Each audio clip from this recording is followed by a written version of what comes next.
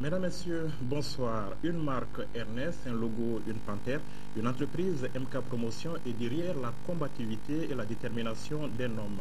Malamine Koné qui a su se faire une place au soleil dans le cercle très fermé des équipementiers sportifs de très haut niveau. Le natif de Niena dans la région de Sikasso est en séjour au Mali et il nous a fait le plaisir de nous accorder cette interview de la semaine. Monsieur Koné, bonsoir et merci d'avoir accepté notre invitation. Bonsoir. En lisant votre biographie par-ci par-là, je découvre ceci. Malamine Koné, entrepreneur et chef d'entreprise français. Vous vous sentez aujourd'hui plus français que malien ou le contraire? Je crois que je me suis toujours senti malien. C'est vrai que j'ai quitté le Mali à l'âge de 10 ans et quand j'ai rejoint mes parents en France, on a fait faire les papiers, mais bon, moi je me suis toujours senti malien et très proche des Maliens. Vous revenez souvent au Mali. Qu'est-ce qui vous amène aujourd'hui? Le mois d'octobre est le mois dédié depuis maintenant 18 ans à la solidarité et à la lutte contre toute forme d'exclusion sociale. Et pour cette 18e édition, il y a un fait marquant. Il n'y a pas de parrain, parce qu'on a décidé que tous les Maliens devaient être parrains de ce mois de la solidarité. Vous connaissez le contexte difficile dans lequel nous sommes. Je suis venu tout simplement apporter ma petite contribution. On vous a vu donc sur le terrain de l'humanitaire et généralement au Mali, cela cache souvent des ambitions politiques. Est-ce que vous en avez? Non.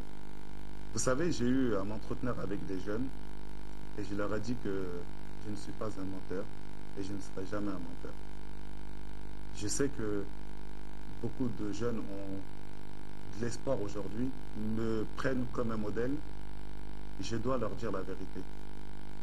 Faire des choses avec ces jeunes, ensuite vouloir aller dans la politique, c'est de leur mentir. Si je voulais aller dans la politique, j'aurais été franc avec eux. Je les aurais regardés dans les yeux et je leur ai dit, je veux me lancer dans la politique, aidez-moi. Mais ce n'est pas le cas.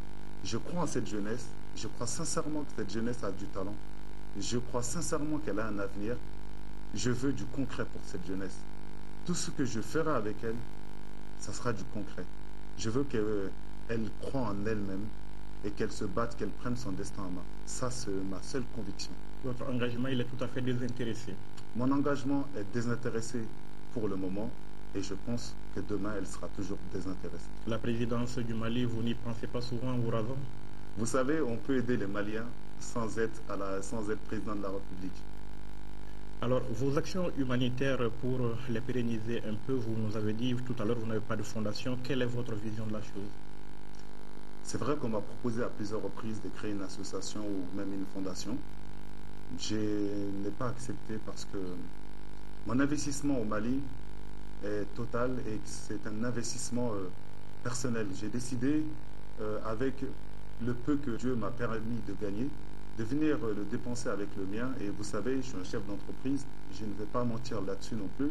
Quand on mène des actions sociales comme j'ai l'habitude de le faire, parfois on a possibilité que cela soit déduit des impôts. Certains préfèrent l'utiliser différemment. Moi, je préfère tout simplement le partager avec le mien. C'est un choix personnel. Vous êtes chef d'entreprise, vous avez créé la marque Ernest qui est aujourd'hui l'une des marques de référence dans le monde de l'équipement sportif. Alors comment se porte votre groupe dans un contexte de crise économique en Europe? En 2012, la marque se porte toujours très bien. On va bientôt fêter le 14 ans d'existence de la marque Ernest et ça sera une belle fête. Et je souhaite aussi partager ces moments importants avec la jeunesse malienne, avec le Malien, tout simplement parce que, vous savez, quand je rencontre certains Maliens en France, ils me disent où est-ce qu'on peut acheter le parfum, où est-ce qu'on peut acheter le cahier, où est-ce qu'on peut acheter les chaussures Ernest, où est-ce qu'on peut acheter les équipements Ernest, tout simplement. Ça me fait plaisir, ça me fait chaud au cœur. Je vois que cette marque n'est plus seulement la marque de Maliens, mais je dirais une marque mondiale parce que chacun s'est approprié cette marque, même si l'origine est malienne. Et comment est-ce que vous entendez associer les Maliens à la fête? Ben, peut-être ici, avec les jeunes, organiser l'anniversaire ici des 14 ans. Donc, j'en ai parlé à certains jeunes.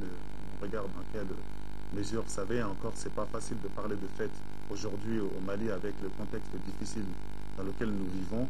Et je m'interdis moi-même de faire la fête et de penser à ça. Alors, s'il n'y a pas de fête au Mali, il n'y aura certainement pas de fête en France non plus, pour la marque Ernest. Monsieur Koné, vous faites de l'humanitaire au Mali. Pourquoi vous ne créerez peut-être pas des entreprises au Mali? Ça permettrait de créer des emplois, des richesses et d'aider un peu aussi la population ici. C'est vrai que c'est une question qui me revient très souvent.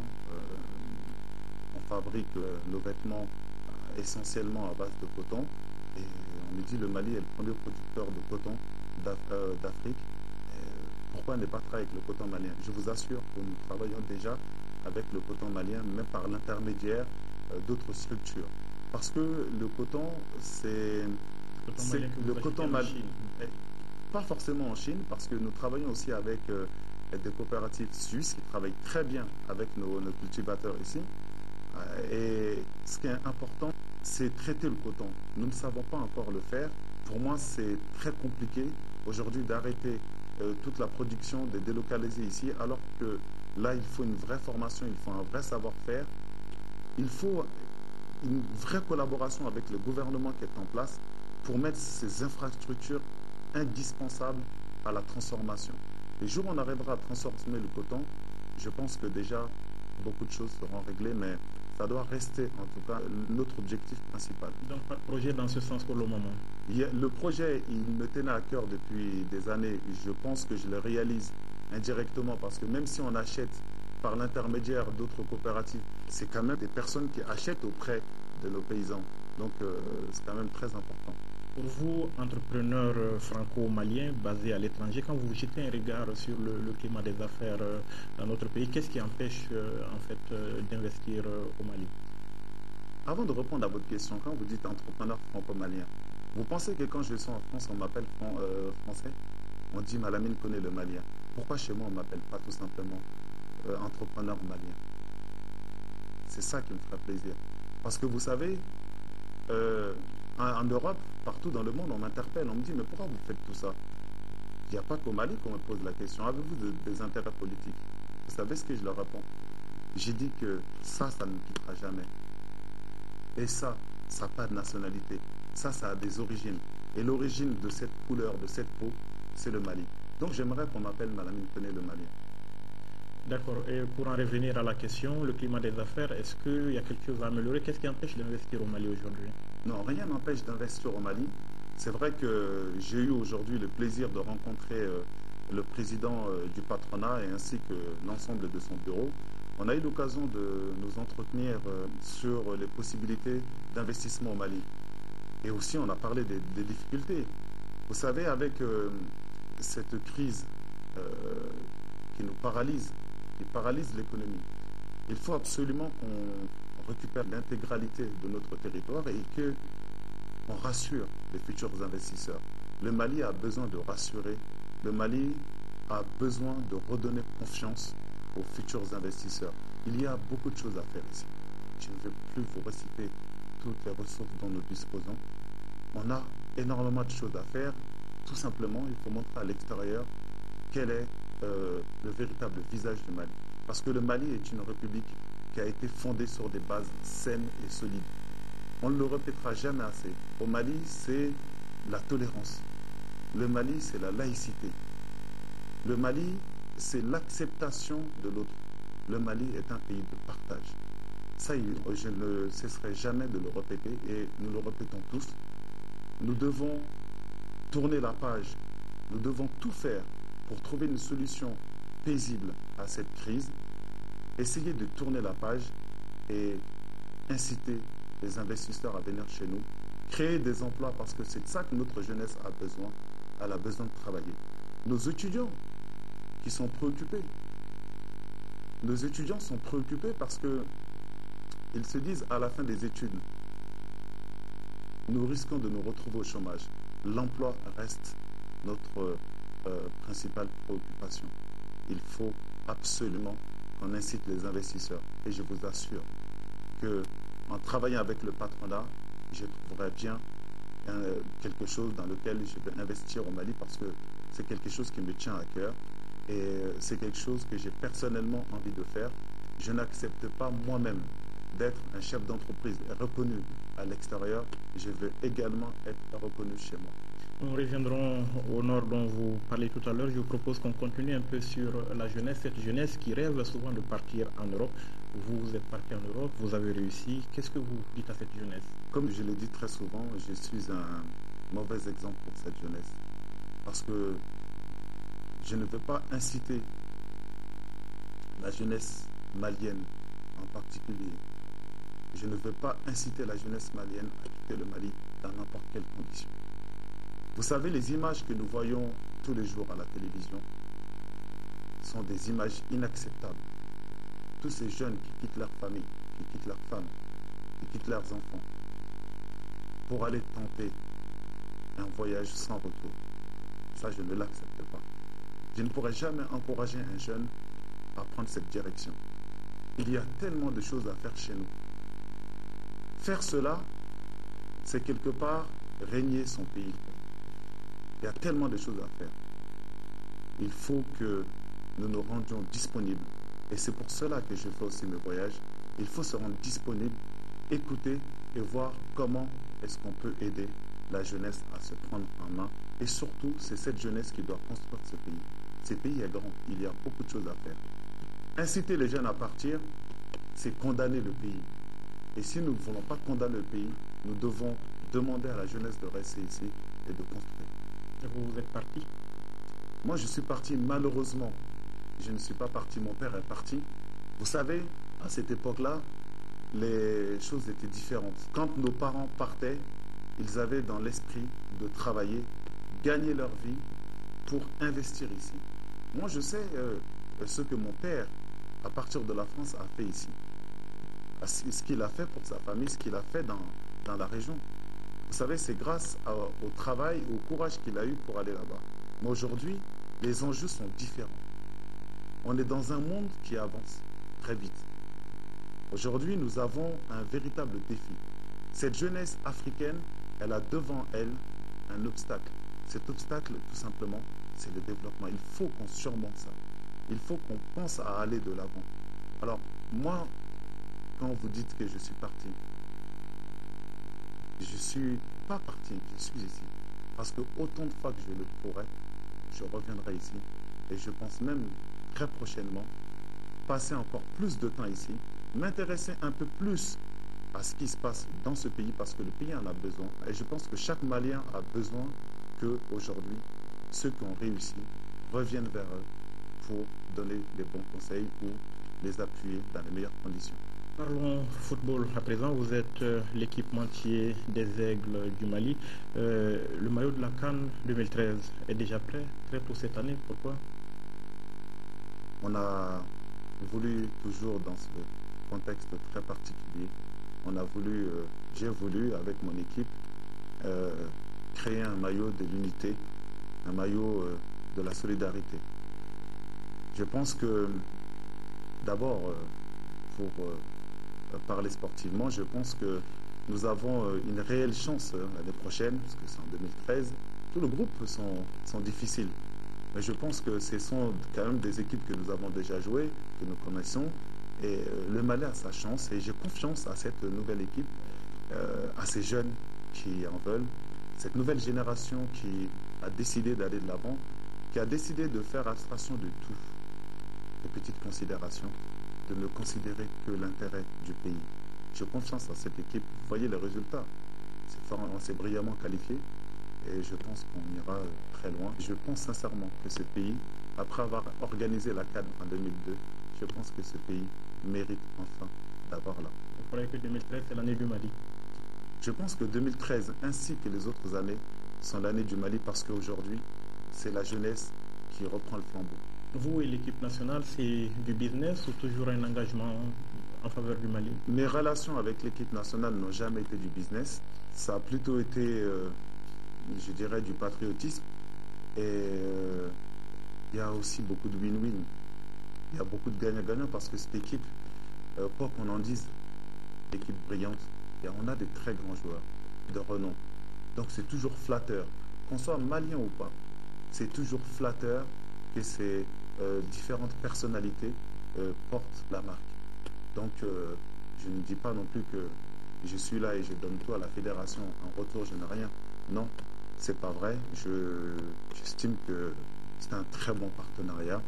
Je suis très fier parce que équiper son équipe nationale, il n'y a rien de plus beau. Et le faire avec des joueurs de renom international, c'est la cerise sur le gâteau. Nous allons aborder le dernier sujet de notre entretien, c'est cette crise qui secoue le pays depuis près de 7 mois maintenant. Alors de l'extérieur, comment est-ce que vous la vivez, la crise au Mali? Moi, je dirais que je la vis de l'intérieur, parce que je ne vois pas cette crise comme les autres. C'est vrai que il s'est passé beaucoup de choses en très très peu de temps. Personne n'aurait imaginé que cela arriverait au Mali. Il y a juste quelques temps, on était cité comme un exemple de démocratie. Les choses peuvent basculer vite. Les hommes font des choses parfois qu'ils regretteront certainement plus tard, mais ils font des choses parfois qu'ils sont eux-mêmes incapables d'expliquer. Ce qui se passe dans le Nord, personne ne peut l'expliquer. Le Mali est un pays musulman, un pays laïque. Le Nord a ses difficultés. Le Sud a ses difficultés. La difficulté existe au Mali, comme elle existe partout ailleurs. Mais est-ce une raison pour en arriver là? En Europe aussi, la France a ses problèmes avec la Corse. Le Sénégal a ses problèmes avec la Casamance. La Côte d'Ivoire, notre voisin, a également eu ses problèmes, a toujours ses problèmes. Quel pays n'a pas de problème? Moi, ce que je ne supporte pas, c'est de voir les atrocités qu'on leur fait subir aux femmes, aux enfants. C'est de voir toutes ces familles déplacées, toutes ces femmes, tous ces hommes qui ont dû quitter leur terre, leur maison. C'est de voir tous ces enfants qui ne vont pas à l'école.